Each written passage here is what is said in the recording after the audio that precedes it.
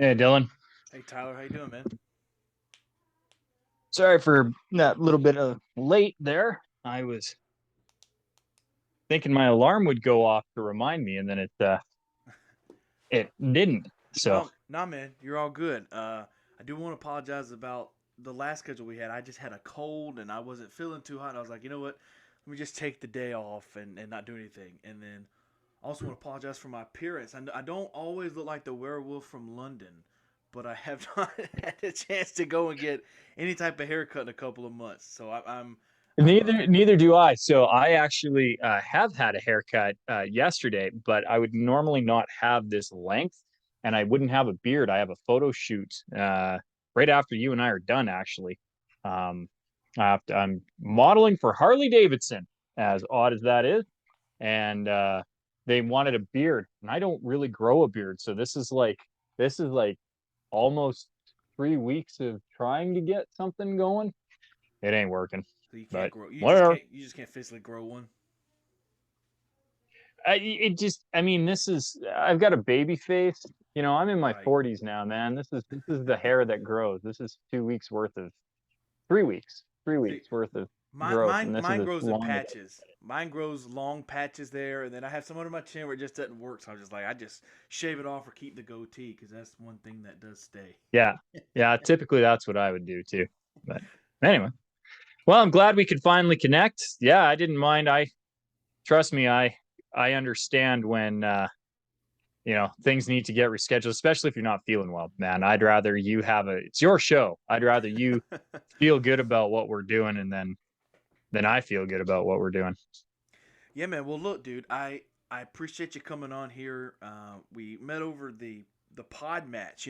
I was against doing those types of things for a long time because I was just like, I feel like I don't I feel like if you do that, you're not believing in yourself. But once you do that, you become more believable in yourself because you realize, oh, you do kind of have a passion for what you're doing because you get to reach out to people reach out to you, and it kind of gives you this great feeling. So, kind of cool to Yeah. have you reach out, Tyler. And I'm from your credits that you sent me over, I was like, wow, of course we got to have this guy on because I've never had a stunt or a body double on before. Obviously had Oh yeah, and I've actors done both. before. That's fun. So, man, kind of since we're kind of short on time, we've just really got an hour here. Kind of, what's the one thing you're working on right now besides the photo shoot you mentioned? Like, is there a movie that you're working on or anything? Um, yeah. So I mean, I'm not never any just one thing. I'm involved actually in a musical, an original musical that's been written called The Garden, written and composed by an incredible playwright, Marin Burnham. Professionally, she goes by Marin Ord, and I'm excited for that one. That's got so much potential. I want to see that thing. I would love to see it on Broadway. I don't know that I would ever be involved in the Broadway production, but I think it's of such good quality that it really needs to be on Broadway. So that's the thing that I'm kind of passionate about. And then I'm auditioning all the time. There's a lot of production that's up this way. The Under the Banner of Heaven just finished wrapping, filming up this way. I auditioned for that a couple of times. Fargo films up here. The Last of Us films up here. So there's a lot of productions that are up here regularly, and I'm auditioning for them regularly. In fact, I got an email just before we hopped on our call that I'm on um, shortlisted for one of the roles that I auditioned for last week. So we'll see how that goes. Where's up here? You're mentioning up here. Where are you at? Up here, that's right. We haven't even discussed that, have we, Mr. Hodge? No, I am up in Calgary, Alberta, Canada. Wow. Okay. So, are you from Canada or did you just from the United States move to Canada? No, I'm born and raised here in the great frozen north. Grew up in the Calgary area, moved to Vancouver in my late teens, lived there for a number of years, then moved to Toronto, Montreal, Halifax. I've also lived in Malaysia. I've lived in Australia. And for a very brief period of time, did a little bit of work in the Middle East based out of Dubai. You know, when I think of Canada, you really only Canadians I know would be like Shania Twain or a bunch of like the wrestlers like Edge or Chris Jericho. A lot of those guys are from there. Bret Yeah. Hart, and I always freak out when people talk Yeah. about Canada. But what's here's something. Let's do this. What is one fact that maybe nobody knows about Canada? That's not in the books. That's not anywhere. Hmm. That's not thing that nobody knows or that isn't anywhere. But I've actually been watching a series of videos where there's an American guy whose name is coincidentally Tyler as well. And he's watching all these videos about Canada. One of the things that I think is interesting too, a lot of people in the States aren't aware of the War of 1812 and the fact that that was a conflict between the United States and Canada, more specifically between the United States and Britain, Canada being a British colony. Right. And that we had a whole bunch of militia that went down to Washington and lit fire to the White House, burnt it. That was our big conquering moment. But no, if I there was one thing, so I'm watching these videos, and they keep talking about how we have milk in bags, which we do. It's a weird thing, but you can purchase milk in a plastic bag.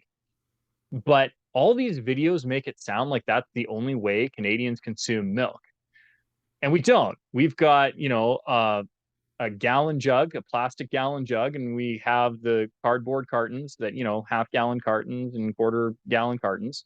We would just call it a 1 liter, 2 liter, or 4 liter bottle because, metric system.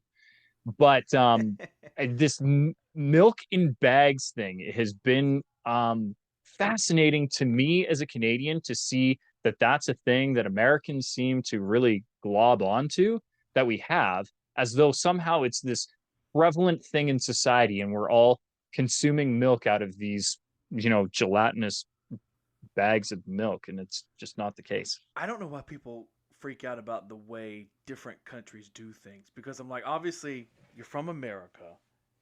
Not everybody follows the American way. Like, I mean, we have sour cream in bags. Well, obviously, there's some in little containers and stuff, but there's sour cream in bags. I would imagine there's milk in bags. I imagine there's everything in bags somewhere. Somewhere, Precisely. somewhere. And it's funny too, because like I even think I used to when I was younger, in my very early teens, from about 12 to 14, um, would tour guide in Mexico. My father passed away when I was 6, and I was part of the Big Brothers program. And my big brother, Craig, um, ran a tour group down in Mazatlan and Puerto Vallarta. And I would go down every summer and help him with running the tours. And there, you can get Coke in a bag. So like if you go to like a street vendor, a little cart, right? They're going to take your bottle of Coke and pour it into a plastic bag, tie it and put a straw in it, and that's how you drink the Coke, because they're going to keep the bottle so that they get the deposit, right? Because they paid for the deposit, so they want the deposit back on this bottle of Coke. And I remember thinking at the time how interesting that is. Like we wouldn't drink cola out of a bag. We would drink it out of the can or the bottle. But there, because of the way that the economy was, they wanted to make sure that they were getting their deposit back.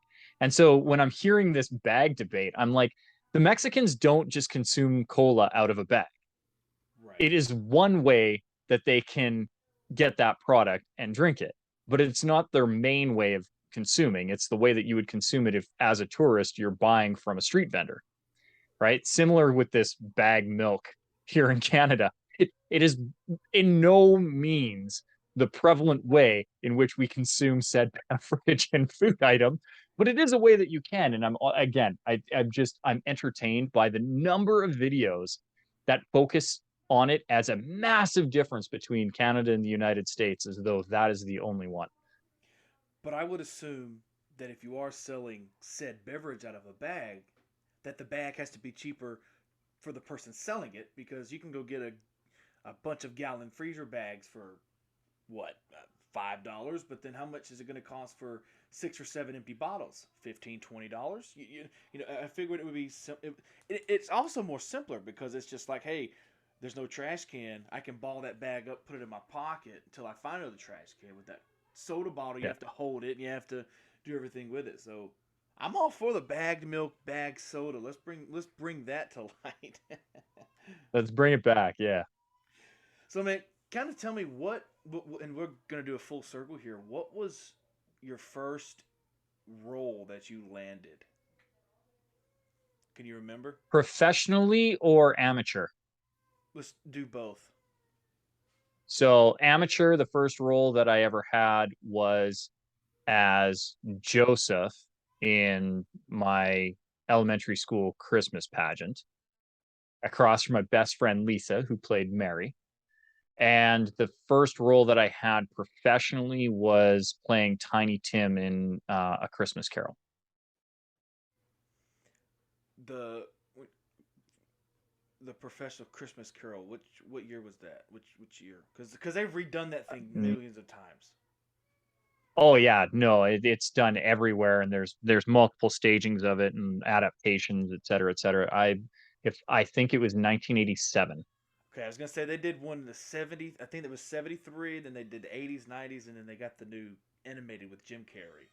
So Yeah, this was on stage, so this wasn't film. This okay, was this was okay, on stage. got you. Okay, that's where I was a little Yeah, confused at. Got you on stage. yeah, Okay, what was your and then first there's so on many film? versions of film ones. That Jim Carrey one, I love and hate. That was during Robert Zemeckis's, you know, digital animation, motion capture phase, where he was really trying to make that a thing, right? He had the Yeah. um Polar Express, and then he did that, and then was Disney bought out that technology, and his last one using it was Mars Needs Moms, which was, critically panned. Nobody liked that except for my daughter. She loves that movie. We probably watch that once a week, and I think it's actually his best effort of actually using that technology. But I do like the Jim Carrey one. I thought it was interesting. You know, Robert Zemeckis, I enjoy his work. I didn't enjoy, like people say, the Polar Express is a Christmas classic. It's a hit or miss for me. I don't have to watch it. It's not gonna ruin my Christmas if I don't watch it. But yeah. So, what was your first on film role? Whether it be a stunt body double, whatever. Well, so I think the first time I was ever on film Uh-huh. was before I ever actually was performing, and that was the original Superman. I was an extra when I was one and a half, 2 years old. Okay. My babysitter, Martin, was well, he was babysitting me, and they had this casting call, and it was literally just down the street from my house. So he asked it, and then he was like, "Well, I'm watching this baby," and they're like, "Yeah, bring the baby." So he's walking with me in the background in a pram. I'm in a pram. So that would have been the first on-screen appearance I think that I ever had. Would have been the original. If it wasn't Superman, it was Superman 2. It was one of the two of them. Both of them were filmed in my small town. And then I had a real small gig on a um, movie starring Don Johnson called Dead Bang. Now, I never made it on film, like the role itself was cut, but I'm pretty sure that was the first credit that I ever got was Dead Bang. Yeah. So let's go back. You mentioned something that I'm curious what it is. You mentioned when you were in the Superman. It's one you have. You were in a what now? In a cram? I was an extra. So it's the background guys. So there's a couple of different terms for it. Background, extra, walk on role. Right. So it's you're not actually in the movie. Like if you were to, as an actor and a performer now, I hear people, "Oh yeah, no, I was in the show," and you're like, "Oh yeah, what'd you do?" And they're like, "Oh, I had this background thing." And you're like, "Okay, so you're an extra." Yeah. Um, where in the union, right, you have to actually say things online. The irony is, a lot of times when you're doing an extra role, you're actually on screen more than the times when I'm paid as an actor with the big deal. You know what's crazy for me is I watch these TikToks, and there's these people that will open up their residual checks, and they're like, "This was just," I said, Yeah, "one line from this TV show," and they're like, "They're paid $25." And then they mention yeah, that you, as an actor, besides being in major movies or major TV shows, you want to book commercials because those oh yeah. commercials constantly pay. So is that somewhat true? Somewhat true. So the commercials don't constantly pay. What they are is it's like winning the lottery. It's the actor version of Powerball because they pay a massive amount. And now it's slightly different in the States because states will track it on air use and you'll get residuals. Up in Canada, we get a thing called a buyout. So they front load and pay for our residuals up front so that they don't have to track the residuals for a certain period of time, usually 5 years. And because they're paying for essentially 5 years of a cycle, um, the thing that as a Canadian actor, what you always want to book is a U.S. national commercial because you're running 50 states on a 5 year cycle. The commercial will never run for 5 years usually, right? Commercials are only ever good for um, a quarter or maybe a year. You might get a really good one that runs for a year, but typically an advertising cycle is only going to be 10 weeks, right? So, but as Canadian, you're still getting bought out for that 5 year cycle just in case they want to use it for web or any promotional material or anything like that. And they can be, 6 figure paydays for 1 day worth of work. So yeah, no, the commercial work is where it's at just because of the amount, the way that it's negotiated is every time your image or likeness is played. And a commercial is obviously going to be airing on so many different mediums and platforms that the paycheck can be exceptionally large for what is realistically a very little amount of work. But you got to remember that those are really hard to book because talent has nothing to do with booking a commercial, right? It's all about availability, look, what the client wants. And they see so many people. They do these mass cattle calls. So you'd be one of 200, 300, 400, 500, 1,000 people that come through on the casting call.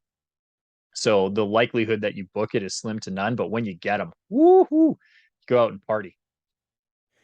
I was we were mentioning about the commercials, and they pay for so long. I was watching this interview with this guy. There's a commercial. It runs here in America. I'm not sure if it runs in Canada, but it runs every single Christmas from, I mean, the time Christmas music starts to the commercial runs, and it's the same exact trailer that's ran since I was, I mean, 4 or 5 years old. And the guy that plays the Santa, it was typically what the commercial is. It's the two M&M guys, the yellow M&M and the red M&M. They hear something downstairs, so they walk downstairs and they find it's Santa Claus at the tree. He passes He out. is real. He is real. They are real. They are real. Yeah. That guy, I was watching Yeah. an interview with that guy that played Santa Claus, and that guy said he has made millions and millions and millions of dollars from that one commercial because it's so classic. It runs every single Christmas, every Christmas. Yeah. That that Yeah. is that is crazy to me. Yeah. Those are the commercials you retire on. Yeah. So I want to know this, and I don't want to know how much you make, but I do want to know how you get paid. So let's just say you book a okay, let's just say you book a role in a movie, correct? You're Yeah. estimated you cost 25 grand to make this movie. Do you get Okay. Yeah. a sum amount up front and then the rest after the movie is filmed, or how does that work? I know it varies in contracts, but kind of what's the neutral way it's done? No, standard. And I mean, I'm a day player, so I'm going to be what 90 to 95% of all actors out there are. You get paid essentially by the week. Production runs payroll every week. So if I'm a day player, which is just somebody with one role, one line, you come on, you just do a little thing for one scene and then walk away and never see that set again. Typically, the you'll fill out your timesheet on set. usually with the assistant director, the AD, more specifically, probably the second or the third AD back at the trailer when you get wrapped. They process that through whatever their payroll company is. The union makes sure that they are doing it correctly, and then check will get cut and sent to my agent. Usually takes a couple of days to get there, and then my agent says, "Hey Tyler, your money came in from XYZ production. Here's how much my commission is. So pay me my commission and I'll send you your check." And so then I pay her commission and she sends me my check and off we go. So typically from my time on set, anywhere from 2 to 3 weeks later, I've got money in my account. And then I don't hear about it again for 5 years. And I was paid and that was it. And then 5 years later, depending on the show, every once in a while, uh, every quarter or so, the union will send me a little mail. It'll have my name on it, and I open it up, and inside it says, "Here's your residual check for Carrie or Scary Movie or Door to Door or something like that." And I go, "Ha, I remember when I did that." And I smile and I go and cash my $12. that's that's how that works. So what did you do? You mentioned Karen. Now this is a great time to get into the credits. I saw credit, which is one of you're in one or you did something, and I want to know what it is and let the audience know. One of my Yeah. favorite, in my opinion, cult classic horror movies, Freddy versus Jason. So what did Yeah. you do in that one, man? I did everything in that one. So I started out on Freddy versus Jason as a stand-in, which is exactly what it sounds like. So you have the main characters. Um, in this case, it was Jason Ritter, and you because it's expensive to have actors on set, and they have more important things to do than stand around while the director of photography lights the scene. The actors will do what's called blocking. So it's basically roughly where am I going to stand? What are we going to do? How does the movement work? And the director of photography will be sitting there watching it, and the director will kind of guide the actors, and the director of photography will be looking where everything's happening. And then as a stand-in, I watch whatever actor I'm supposed to stand in for, what they do.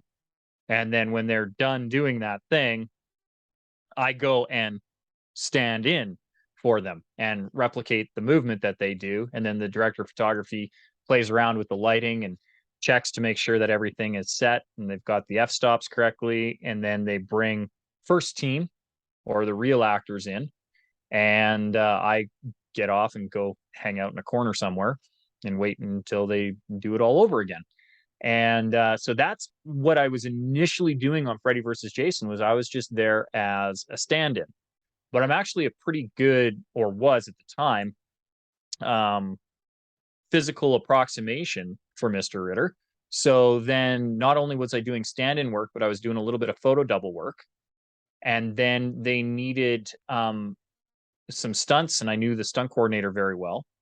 And so I helped with the stunt rigging. I never did double him. A good friend of mine, uh, Dustin, Dustin Brooks, I believe, was his double on that movie. If it wasn't Dustin, it was his brother Richard, one of the two, one of the Brooks brothers. Anyways, I'm pretty sure was doubling him. But because I knew the coordinator, I was helping with some of the rigging, particularly out at all the Crystal Lake stuff. And then while we were out at Crystal Lake, they there was this towards the end of the movie, there's this scene where the main characters have to go into Jason's dreams to fight Freddy, and it happens out at Crystal Lake. It's when Jason Voorhees is a child and he gets drowned, and the main actress is going up to these camp counselors saying, aren't you going to do something? And originally they thought it was just going to be a background role, but they realized there was too much interaction and that it had to be an actor. And instead of casting through main casting, for some reason it got cast through background or extras casting. And the casting director, Annette, who is why I was on there as a stand-in, because stand-in is usually typically cast by extras casting, uh not by main casting. So she already knew that I was on set, and she was like, "Oh, well, let's just have Tyler do it." And so for that day, actually ended up being 2 days of filming. I got to be essentially upgraded to the role. So I had my fingerprints all over Freddy versus Jason, and you almost don't see me at all. Just the great part of it. It's such a flash in the pan. They I'm up on the cabin and I'm fornicating with one of the other camp counselors, and she goes, "Aren't you going to help them?" And I say, "Can't you see I'm busy?" And then she says, "Aren't you coming?" And he says, "I'm trying, but this bitch is dead on her feet." And then the girl, the that was alive, morphs into this corpse, and I morph into um Freddy Krueger. into Freddy, which was Right. super cool because I got to meet Robert Eglin too, which was like, See, I was gonna ask you of about all the that. I was gonna ask you about that. I wanted to know, did you get to see the guy in work in costume, and if so, was that a terrifying experience? Because I feel if I was in that scene, I would be like, you know what? I'm locking myself in a closet. I don't like this shit. I'm going. I'm going elsewhere. No, it's to be honest, it was remarkably surreal because like one of the first movies that I ever remember watching was Dreamcatcher. I think Yeah, it's Nightmare on Elm Street 4. yeah. My cousin Pam actually, uh, we watched it at I was sleeping over at her place one time, and she was like, "This is my favorite movie," and it was terrifying, but campy. And then my uncle Brad, huge cinephile. He was one of the first people that I knew that actually collected VHS tapes. More specifically, he collected beta tapes. That's how old he was and what his collection was like. And he had the original Nightmare, and he loved it. Like we would watch all. He loved scary movies. Like he would watch all of those ones: Texas Chainsaw Massacre, all the Nightmare on Elm Streets, all of the um, Halloweens, like all of them. And so he was I grew up watching them. So to meet Robert Eglin, first of all, to be able to see him do the transformation in the makeup trailer, that was cool. Because I got to see him come in, and be reading the newspaper and getting the prosthetic applied. Nothing is more surreal than seeing the real Freddy Krueger doing mundane day-to-day activities like reading the newspaper or drinking a Coke. Like it's it's so bizarre to see. But I got to I was on there. It was really cool getting to interact with them. I didn't get to talk with him much. The other cool thing was when they present the glove. The glove is actually presented by the props master, and it's treated like because it's treated like a weapon. Right. And so, same protocols that you'd have for handling a firearm, they handle the glove. So only the prop master and Robert get to handle it. Robert is prepped each time on which glove it is, whether it's the hero glove, which is actually sharp, or the far away glove that is rubberized and doesn't hurt as bad if you were to do it. All kinds of stuff like that. And like because of the scene that we were doing, it was so close and in tight. He actually had the hero glove with him, and so we were all prepped on. These are actually sharp.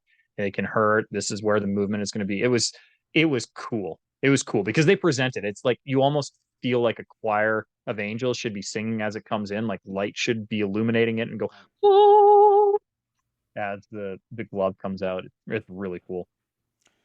So I got a couple of questions, and first one is, you are constantly doing interviews, and I'm sure, and so you're asked a lot of questions. I want to know, what's one question everybody wants to know when they interview you. Well, they always want to know about Freddy versus Jason. Freddy versus Jason is like the the thing that people see and focus on first when they see my resume, and they always that's usually it. What did I do, and what was it like meeting Robert? If I met him at all, that's usually it's some version of that question. Did you get to meet Robert Eglin, or How was what was Robert like? And what did you do in the movie? Can I see you? And usually with a follow up of, oh, I remember that. I'm gonna have to go back and watch it again. All right, second question, which is part of the first one. What's one question or one topic that you never get asked in an interview and you're like, damn, I wish I was asked about this because I love talking about it, or I just want to talk about it, or this is what's on my mind today and nobody cares? I gotta say, there's no one thing that I wish. I never walk away from an interview and be like, oh man, nobody ever talks about that anymore. Or nobody ever talks about that ever. Um, I know one of the things that I don't talk about regularly, or often, if at all, what it was like growing up in a rural community in the arts, because that was different. Because I grew up in a very conservative small town, uh, very very rural, very very conservative. Ranching is everything. Most of my family ranches, and I was kind of the black sheep of the family because I was, this actor, and I did I did this other thing, and I hung out with those types. My my grandfather, my uncle, you know, those types. I was Right. like, I don't know what you're talking about. Creative people, Grandpa. I would never come out and acknowledge what his bigotry involved. Which we all But knew. Which we um, all know. yeah, we all know that it doesn't need any acknowledgement beyond that. But he, that was always interesting for me. Um, it just, from being exposed to different cultures early and different mindsets, different viewpoints was a fascinating thing. But and a lot of people do bring it up, like, every once in a while, somebody has done their research and finds out that, I used to do drag in Vancouver, and they'll ask about that. And that was fun being one of the only straight drag queens in Vancouver in the late 90s, early 2000s. And That's what I was so gonna there's ask. always. I was gonna ask about. I have the drag thing to talk about because I was gonna ask you. I was gonna ask, what was it like being a straight drag queen? Is it kind of like Tu Wong Fu? Is it kind of like that direction of how that works? No, but I love that movie, by the way. That's a fantastic film.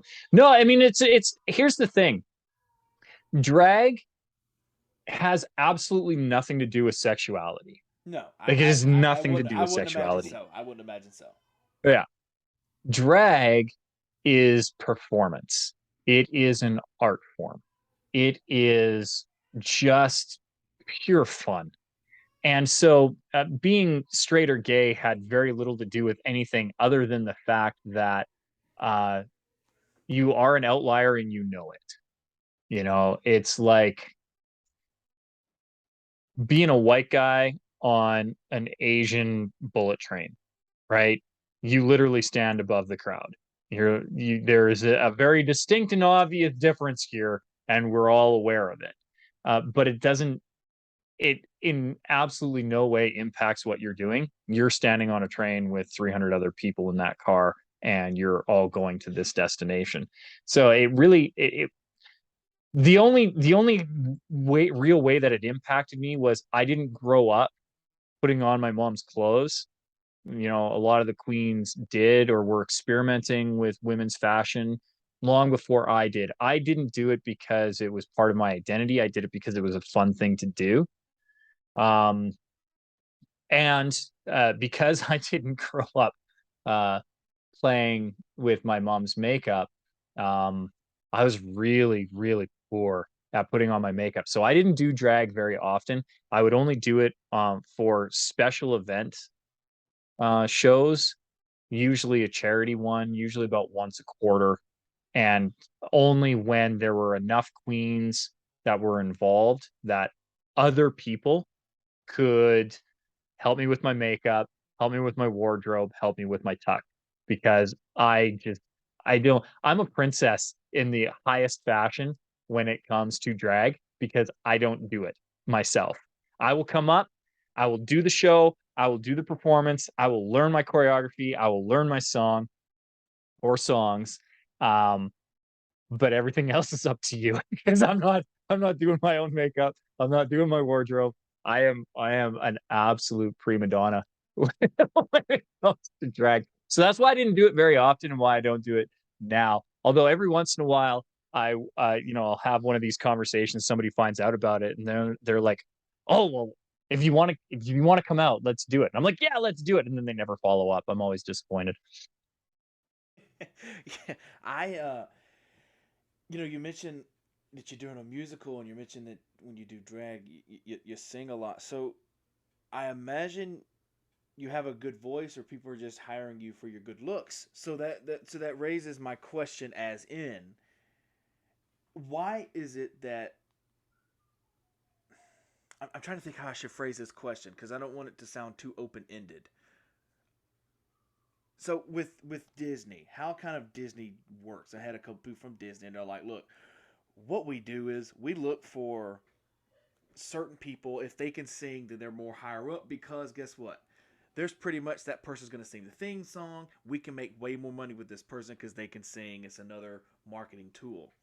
But then you look at Yeah. all these actors doing it now, and you're like, wow, they can actually sing. So my question would kind of be, is that what people look for when hiring actors? Is if, oh, do they have all these acquired traits? Well, it really depends on the production and the show. So obviously in a musical, uh, Well, singing obviously. is the thing, right? Like if you Obviously so. can't sing, it You're probably not going to then get it. the rest of it becomes, yeah, it comes a moot point. Um, one, but then if you have somebody who can sing and they can't act, but you have another person who can sing and can act, it's easier to translate the story when somebody can add depth to that performance. And then again with musicals, you're never just singing, there's always dancing that goes with it. So that's where you get the term triple threat, right? Somebody who can sing, dance, and act. And that's kind of the holy grail of performance, because we want somebody who can do it. But the problem with that is there's so many different disciplines. So like I'm a mediocre tap dancer and an all right jazz dancer, Right. but I can't do ballet to save my life. And I really just take choreography well, but it takes me a bit to actually learn it. Like I know some people who are proper dancers. So I would never consider myself a dancer. I'm somebody who can take choreography. I also know some phenomenal singers, and I am not one. I am somebody who can carry a tune effectively when given the time to rehearse. But I know some really good singers, and I know some incredible actors, and I am somebody who can be hand in lines and give you a quality performance. But I'm by no means ever going to win an Oscar or even get out of. I'd love to one day not be a day player. Get a role where I'm carrying even if it's a supporting role in a film where I'm, there in multiple scenes. Um, but I know where my skill set is, right? I'm a tradesman, right? I'm not somebody who is going to be so creative that you get the most original performance ever. I'm somebody who's going to give you something that's dependable and solid, and I'm going to fit the bill when I fit the bill.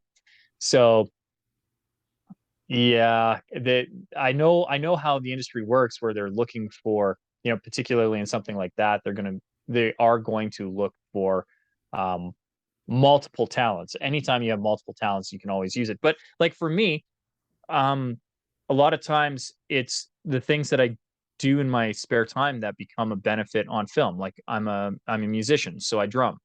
And the number of times where I've had to play special skills in the background and drum along to a click track, to make it look like somebody is actually drumming, because it's hilarious when people don't know and you're like, you don't know what you're doing and your motion doesn't match what the sound is. So I've been hired for that. I've been hired as a goaltender because I'm an ice hockey goaltender. I've been goaltending since I was 10, I think. So 3 decades plus, I've been on the ice stopping pucks. So I get to do that as a special skill a lot. So there's a lot of times where it doesn't matter if you can sing or you can dance, because it's not the show has no music in it. but what they need is somebody who can act, or more specifically, who can be competent on film and not make the lines sound horrible, but can do these other things really well so that it looks good. You know, I think of like the guys, a lot of the stunt guys that I know growing up were all started as horses because we all grew up on the ranch riding horses. And again, that's one of those things where I'm comfortable around livestock and I can look like I know what I'm doing, but I'm by no means a really good equestrian um, rider. So What is I want to get back to that because I have another serious question about that. But what's your favorite movie of all time? Being an that I've been actor. in, or No, just of all time, just of all time, just in general. just in general. Oh, I can give you mine while you think. Everybody, all my audience knows it. For some weird ass okay. reason, it's Meet the Parents. For some weird reason. For some weird, I have no clue why. See, I don't know that I could nail it to just one, but I definitely have my top five. Okay, go ahead, hit me And with them. like so Stand By Me, Oh, The great, Princess Bride, great. Braveheart. I absolutely love Braveheart. Heat is one of my all-time favorites. And uh I'd probably Wayne's World. Wait. So all my weird ones. Wayne's World, I think, is just a phenomenal film. I love it. Yeah. You know, Braveheart was one of those when I first watched it years ago, years ago. I'm like, I'm not going to like this. And then you watch it and you go, I like the hell out of this. Like, it was one of those where it's like, it's one that you can't not like. It's great. Yeah. So I want to go back to the serious question here because I want to hit on your book before we jump off here. Um, Yeah. so my question would be: there's coming from an actor. I've covered this with Jason Marsden before, um, and just want to know your take on it. So you have all these actors like I give it Alfonso Ribeiro. I'll use that. Mhm. He was Yeah. Fresh Prince of Bel Air, played Carlton. Yeah. He's always complaining, and you see it about not being known as Carlton Banks from Fresh Prince, but he is Hmm. known as Carlton Banks from Fresh Prince. So my question Yeah. is, you're an actor, so you know kind of when you go into a role that this could be the one role I'm known for. And and it's like, why would people hate that they're known as this one role? Because I understand it's like I want to do something different. I don't want to just do this in the 90s and then lose work because they all see me as this goofy character. I want to be known as a serious actor, but why is it so bad that you're known as that goofy character? I think it's only bad if you can't outgrow it. You know, there's lots of people who are known, who are iconic for a role. You know, well, it's Mel Gibson Right. in Braveheart, right? As Wallace. Iconic role for him. So is all of his stuff in Lethal Weapon. Iconic role, but he can go from Lethal Weapon to Braveheart and he's not pigeonholed in it. Somebody like Alfonso Ribeiro, where he's stuck not only as Carlton, but then as the Carlton, Mm-hmm. where he's doing the dance, and that's what you think. Like if you think of Alfonso Ribeiro, you instantly don't think of the character Carlton. You think of the dance that the character Carlton does. And so like being reduced down to a meme almost is probably where somebody would not want to be um, reduced to, right? Like Judy Garland will always be known As Dorothy from Wizard of Oz. as Dorothy, Yeah. but she had a career above and beyond that. It's just that's just her most iconic role, but she was able to do many, many, many, many other roles and eventually become the mom of Liza Minnelli. Like what is Judy Garland known more for, really? Is it because she was Liza Minnelli's mom, or Dorothy? I would say that the two are pretty close actually. Um, so can you get above and beyond that? Yeah, but at the same time, sometimes you get pigeonholed and can't get beyond that. Um, and sometimes it takes a long time to do it. Like I think of uh, Haley Joel Osment. And he was the kid from Sixth Sense. Is if you say the name, that's where people are going to go to. And it's been a really long time, and I don't pretend to know him or know the rationales. I know that he is getting back into film, but he took a long time off, and I don't know if it was to break from child acting to more serious performance. Although a lot of the stuff he ends up doing, I feel, is a lot of comedy. So like, where do you go? I think some people are happy when they're recognized for a role. I go back to Alfonso Ribeiro. I mean, that's on Fresh Prince, and Will Smith did not get stuck doing Fresh Prince. Do you know what I mean? He was able to take a character and move on from it. I think the problem is if you become, particularly if the character is very one-dimensional. I think that was the problem with the Carlton character, is it didn't have a lot of room for growth. He was always comic relief, but it was also on a show that was incredibly popular, so it had a real long run.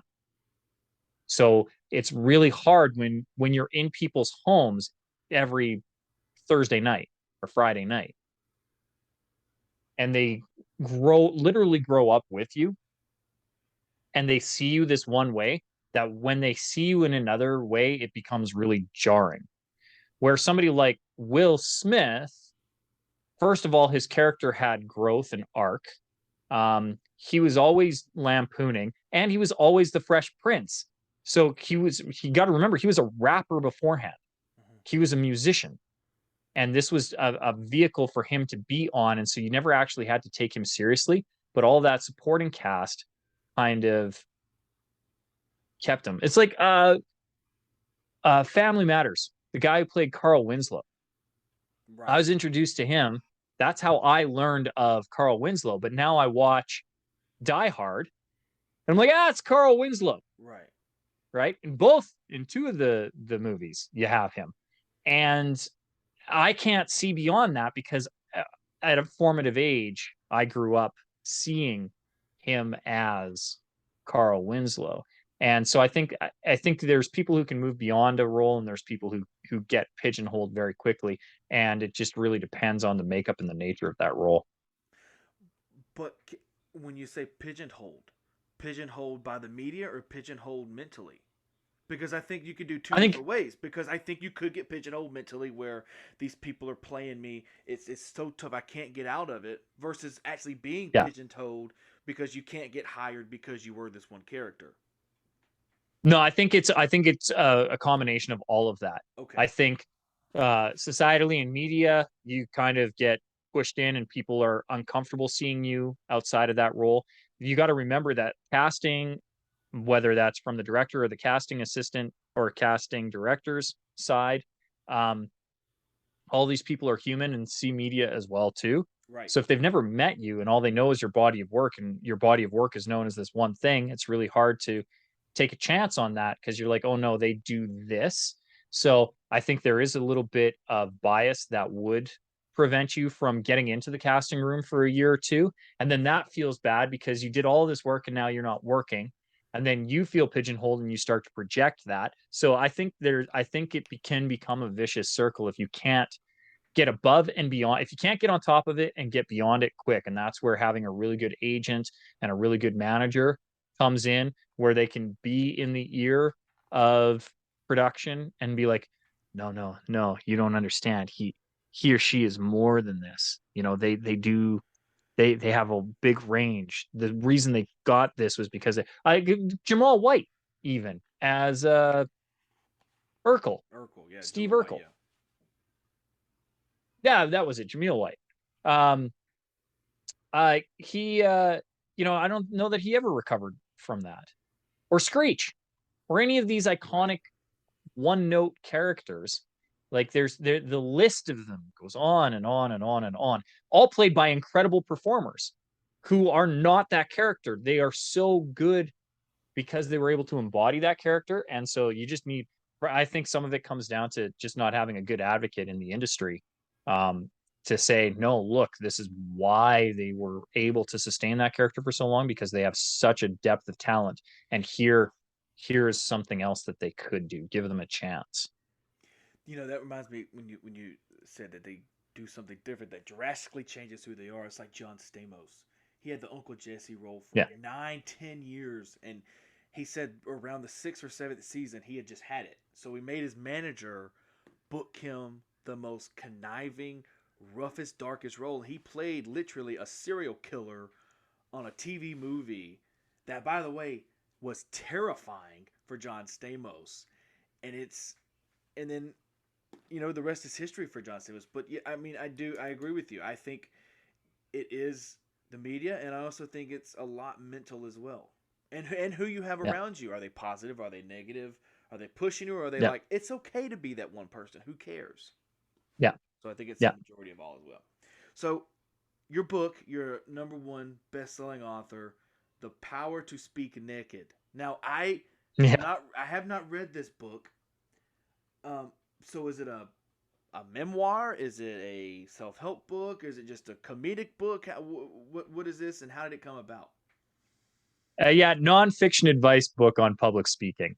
And it came Okay. about because so many people would come and ask me, because I do very little acting now. Most of what I do is speak from stage. And I'd have a whole bunch of people who would come up and say, "How do you do it? How can you do it? Do you get stage fright? What? How are you nervous? Why you don't even look nervous? How can you do this and be so calm? And all of these different questions, and which I think is interesting because the questions come from some serious assumptions on public speaking.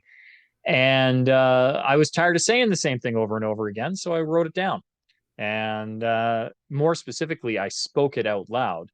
I didn't actually write my book, I spoke my book and then had it transcribed.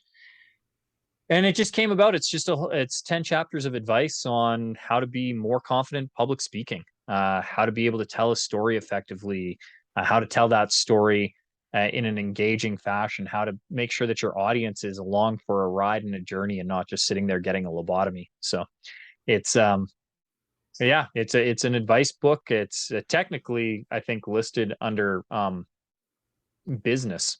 I think it technically is a business book. Now, were you asked to, like, did a publisher come to you, or did you like self-publish this yourself, or pitch it to people?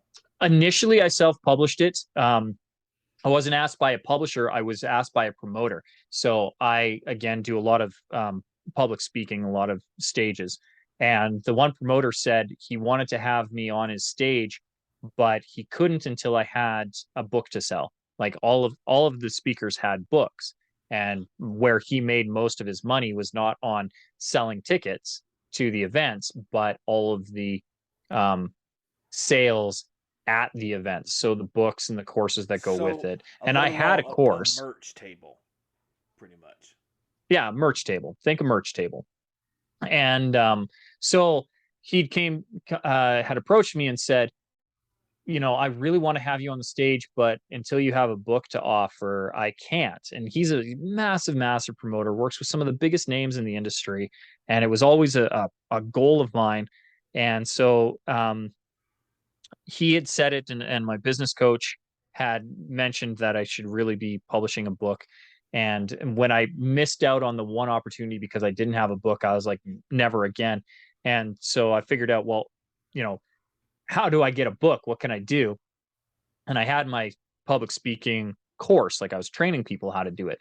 And I had a whole bunch of video of me facilitating these training courses and seminars. So I just took that video, grabbed the audio from it, transcribed that audio, and then compiled it into the book.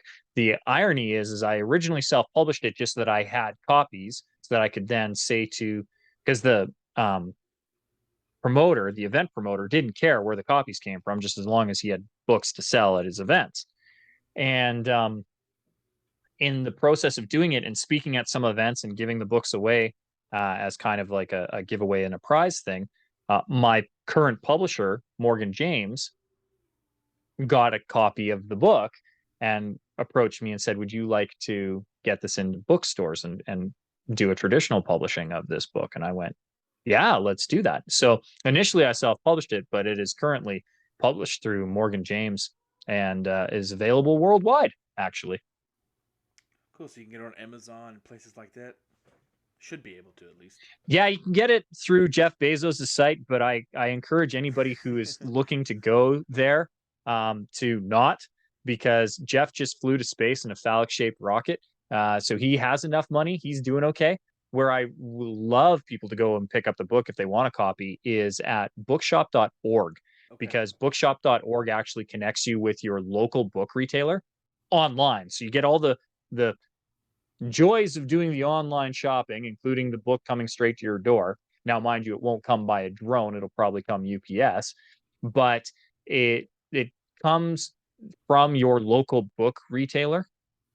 On top of that, bookshop.org tends to list its titles for just slightly cheaper than what you can get retail. So if you were to go to Jeff's site and look for my book, it would be 1795 US, and if you were to purchase it on bookshop.org, I believe it's 1650. Gotcha. So somehow they've negotiated something with the publishers to get there, or at least to offer it cheaper, or do something to make the book title more affordable for people who are going to bookshop.org. And they pool a percentage of all of their proceeds into this large fund. And so far, they've raised over $20 million so that local bookstores who are struggling, instead of having to shut down and shutter their business, can apply for aid. So you're not only helping your local bookstore, you're helping all local independent book retailers across the United States, and you're getting your literary works for a lower cost. So you're saving money. So for all those reasons, I would strongly encourage everybody in the US. It's only good for if you're in the US. If you have international listeners, you're going to have to go to Barnes and Nobles or Jeff's site or wherever you typically purchase your literary work. But if you are in the US and you're looking to buy a book, check to see if that book is available on bookshop.org. Because if it's available on Jeff's site, it's probably available on that site, and you'll save yourself some money and be doing a lot of social good. Look, Tyler, you've been on here for an hour. I greatly appreciate it. What I want you to do now is take as much time as you need and promote anything that you want to promote. Talk about anything, social media, whatever you want to do. The floor is yours for however long you want. Well, I don't need a lot of time. What I would ask is that for any of your listeners who are listening to the Hodgepodge podcast and are enjoying the content that you're providing to them, I would ask that because they're already on their device right now, they are listening as we speak. So hit pause and give a 5-star review to the show. Say what you enjoy about it. Maybe what one of your favorite episodes was, something, a takeaway that you got from it. Just, why is this a show that you're listening to? And if your listeners are willing to do that and give you a 5-star review and really promote the show, share it with their friends even, then they can come over to my website, which is SeanTylerFoley.com. And Sean is spelled the proper Irish way, SeanTylerFoley.com. Say Tyler sent you. And right on the main landing page above the fold, there's a link to join my Facebook group called Endless Stages. And I go live there every Tuesday for 20 minutes at noon Eastern, noon Pacific, 3 Eastern, so that anybody can learn and pick up some tips on being a better, more confident public speaker. They'll also get a free PDF download of my book. So if you don't have the 1650 to spend on bookshop.org or the 1795 to spend in your local book retailer or on Jeff's site, and you just want to see what my book is about, if you go to SeanTylerFoley.com, join the Endless Stages group, we'll give you a free download of the PDF version of the book, so you can get that. Plus, we'll give you access to my Drop the Mic Speakers program, which is the beginning nexus of how we developed the Power to Speak Naked. So you'll get that online video training series as well. You get to see me go live every Tuesday, and we give you a link for a 20-minute one-on-one session with me, so you can ask me any questions that maybe weren't asked on the Hodgepodge show and you want to know. So anybody can do that, and that's my gift to them, but only if they hit pause right now, give you a 5-star review and let you know how you're doing. I appreciate that, man. I don't think I've ever had a guest come on here and promote my own podcast. I appreciate that, man.